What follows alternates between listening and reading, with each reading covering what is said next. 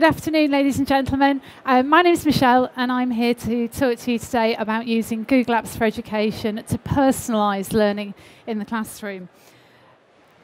Every single one of us in the classroom works to essentially the same format. We have aims for our lesson, some learning activities where the students engage in some learning, we assess their understanding, and we have outcomes. And that's all very well and good if every child in your room is identical. I know in my classroom that almost never happens. So as teachers, we differentiate. That might be by ability, it might be by outcome. If you're feeling particularly energetic, it might be by learning style or by task. And that's brilliant. The kids make enormous amounts of progress, but as a teacher, it's incredibly hard work. It's really demanding on your time, and it makes a big difference to the way that you live your life as a teacher. Differentiation does help increase engagement, but what I started to think about with Google was there another way that I could differentiate for my students' learning without me having to run myself ragged by trying to be in 25 different places all at one time? So I thought about teaching and learning from the other side. What really matters? Is it the things that I select for them that matters, or is it what they learn at the end of the lesson that's making a real difference to their future?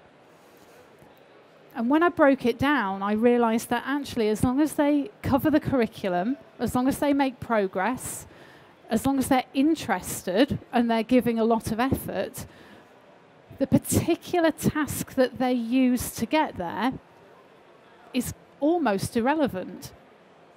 Some students like to watch videos, some students like to engage in simulations or doing demonstrations, some people like to read, some people like to be read to.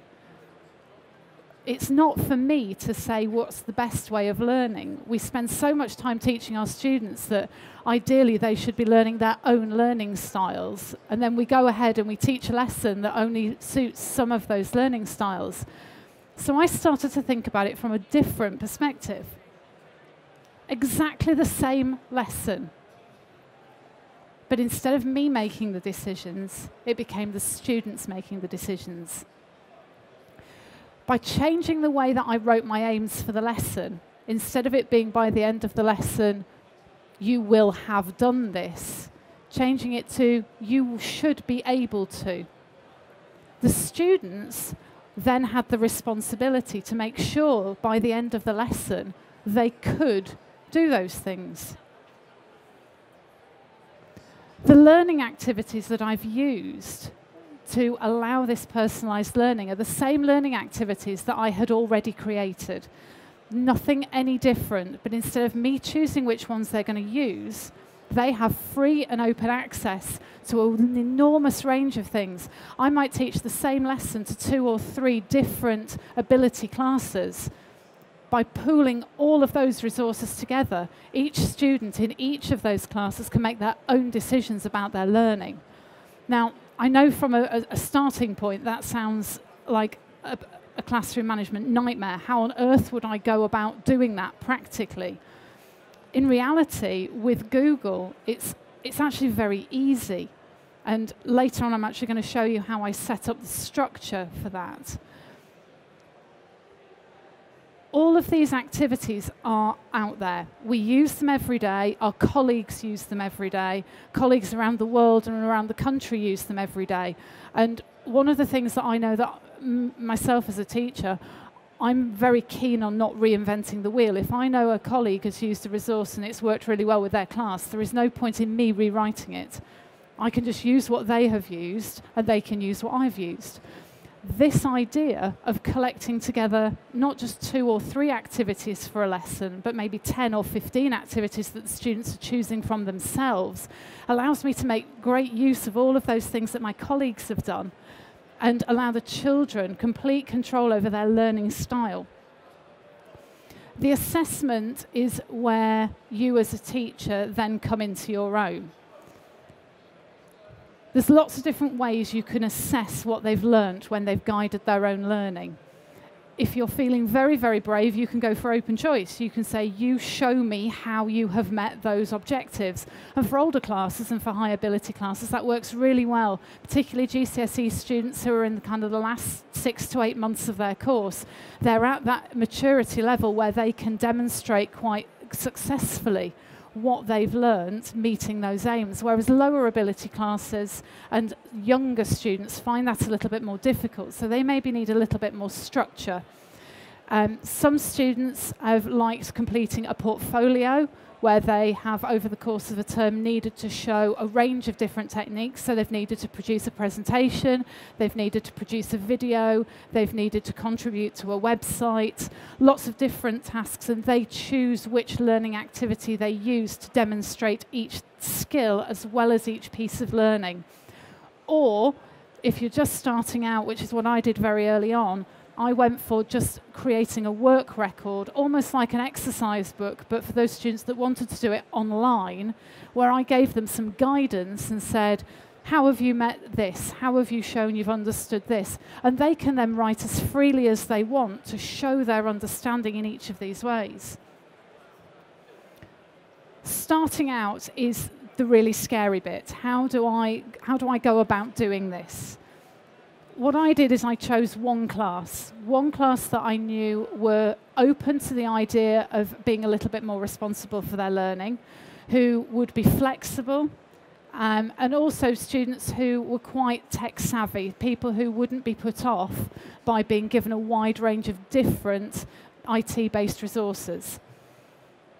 The first thing to do from my point of view then is to collect together all the resources that I could and might use. Now, the vast majority of those I already have as a teacher working every day, but also I know that my colleagues have got good resources that maybe I could use. There's plenty of online things. There's enormous quantities of really good quality educational videos on YouTube, things like the Khan Academy. But also I started thinking about looking at recording my own videos. It's another thing that seems really daunting, but once I started doing it, it's actually very easy, especially if you just choose one very small topic to make your video about. It doesn't need to be any longer than 2 minutes, but actually you can get across exactly what you want the children to hear. From there, I use a Google site. We use Google Apps for Education across our whole school, so we already had a Google site that we use as our learning platform. Within that, I created an area in there that I could use to guide my students through their learning each week. The most important thing about that process is not to expect the first attempt to work perfectly. It just won't. But what you will do is you'll learn an enormous amount about yourself and about your students and about how they learn, and your second version will be undoubtedly better. This is the first version that I used. I created 3 different areas: class activities that they could use during the lesson, checking our understanding, so assessment choices for the end of the lesson, and then ways that they could prepare for the next topic. Each of those links takes them to another page within our learning site where they can choose which activity they want to use. And the students got on really well with this. What they found quite difficult was learning about themselves as much as the topic. By the end of the time that we were using this format for, they'd got a better idea of how well they learned in each way. So a lot of students started off automatically clicking on the video. I'm going to listen to the video. But actually realised after a couple of weeks they didn't necessarily understand or really learn from a video as well as they learnt from a simulation. So after a few weeks, the students have learned a lot more about themselves as well as a lot more about the subject content. The second version that I came up with was a little bit more structured, but also gave them a lot more understanding of where their learning journey was going. So we started off with 2 columns of learning activities, one which was things that they could take themselves through, but also giving them some understanding of what I was going to do in the lesson. So if I was going to do a demonstration, if I was going to show them something, or we were going to do a practical, they could see in advance of the lesson what I was going to be helping them with, so that they could plan their time quite effectively in looking at the things that maybe they would need to know before that. So are there any key words that I need to understand before I watch that demonstration? Are there any skills I need to brush up on before I do that practical? The evidence and assessment, this column gave them, again, a very clear understanding of what they would need to show as their understanding at the end of that lesson. Some cases, that was fill in a particular document. In other cases, it was a little bit more open, starting to give them some choices. And again, as always, the preparation that they could do for their next learning episode. Following this through made a massive difference to how my lessons would run. Instead of coming in and having to wait for everyone to, a couple of people coming in late from a music lesson, a couple of people coming in late because they've been to a dentist appointment, that beginning of the lesson sometimes can drag a little bit. Working this way, the students came in, got their devices out, went, right, okay, what are we doing today? Okay, I can find my row for today's lesson, I can see what I'm going to be doing, I can see what the teacher's going to be doing, I understand what I have to be able to show by the end of the lesson, and immediately they're thinking, how am I going to do that? What order am I going to do that in? What things do I need to think about? It's all very well for me to say all of these things and for me to go on about how wonderful I think it is, but what I did is I asked a couple of my students to just record a very short videos for you, just to explain from their point of view why they've enjoyed it. There are three main reasons why I like choosing my own learning activities. Firstly is so I can go at my own speed, because I sometimes go faster or I go a bit slower, and then usually in lessons everyone really hates me because I'm like, what do I do now? And they're like, yeah. And then the second reason is because I can go over as much as I need, as much as I want, or as much as I want, as much as I need, so it's easy. And then the third reason is because I've got a different learning type to everyone, because I like watching videos, and videos absorb me. I'm like, that's why they said that, that's why they said that, and I just get it, it's easy. I like choosing my own way of learning because then I can choose to write things down, which is the way that I find it easiest to learn, and also I can use simulation activities, which helps me see how one thing will affect another thing and how different things work with each other to change something. I like the way we're learning in physics because it gives a more individual approach to how we're learning, and it lets everyone learn in their own way. So if you were to learn by just reading or writing or even just using different types of materials, then in all the ways it helps you. So you have choices of just writing in an exercise book or going onto the computer and writing it on there. And it's for some people who have sort of disabilities in writing or understanding work, it allows them to use their own ways to understand it. And so everyone is able to just have a larger range of what to do. And so that's why I like using physics. So the children themselves have actually asked to continue learning in this way. At the end of the Christmas term, I said to them, is this something you've enjoyed? Is it something you'd like to keep doing? And it was a unanimous vote. Every single one of them said that they felt they'd made more progress by choosing their own ways of learning than if I had chosen it for them. What we've also found is that we've been piloting this with a Year 9 group, and we found that they've become a lot more independent. They're wanting to be spoon-fed a lot less. They don't now come and say, what's the answer to this question?